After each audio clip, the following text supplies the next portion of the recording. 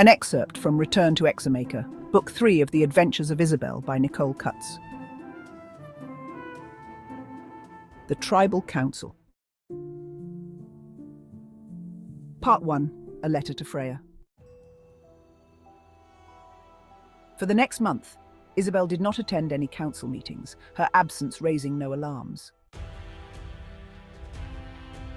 She and Themisandra continued to meet in secret and to focus on building the Women's Council of Advisors, which Isabelle was coming to see as more of a tribal council.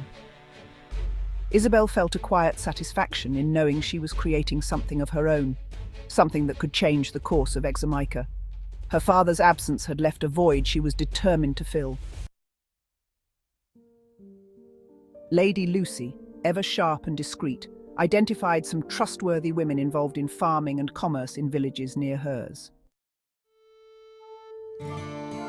Meanwhile, Themisandra, whose judgment Isabelle had come to rely on, recruited a few women fellow magistrates and the like with whom she had forged unspoken alliances.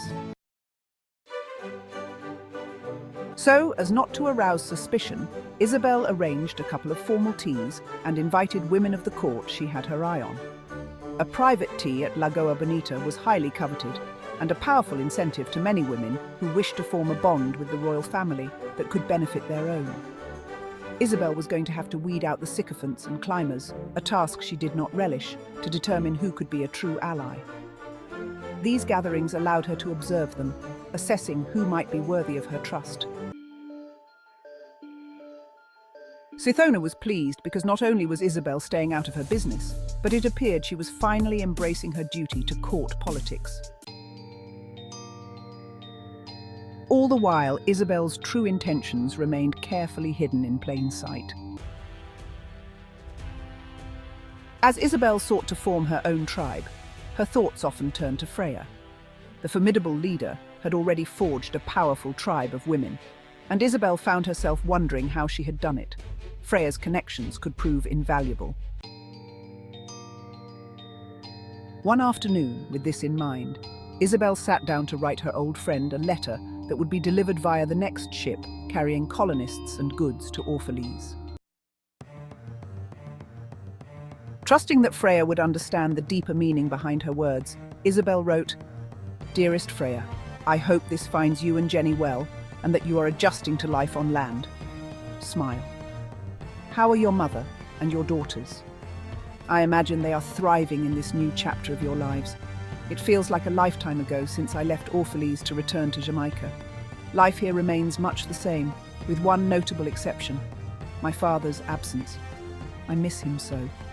Some days feel awfully long, and while I do host social events, this in no way compares to carrying out a military campaign. While I do not wish for war, I confess that I get terribly bored. Sometimes I wonder if the quiet here has dulled my senses after everything we faced. I often think of our time together during the harrowing mission to Orphalese. We would not have prevailed without your bravery and the strength of your crew. I hope that in settling on Orphalese, you and Jenny have found the peace you both deserve after so many years at sea. Now, to the purpose of my letter.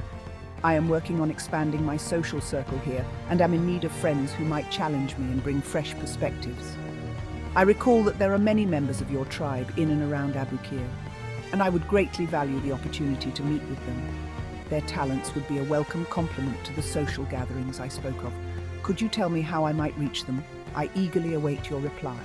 Please give my love to Jenny, Madame Tara and Nyla, your friend, Isabelle, Princess Royal of Jamaica. Stay tuned for Part 2 of the Tribal Council, an excerpt from Return to Examaker, Book 3 of The Adventures of Isabelle by Nicole Cutts. Books 1 and 2 available on Amazon.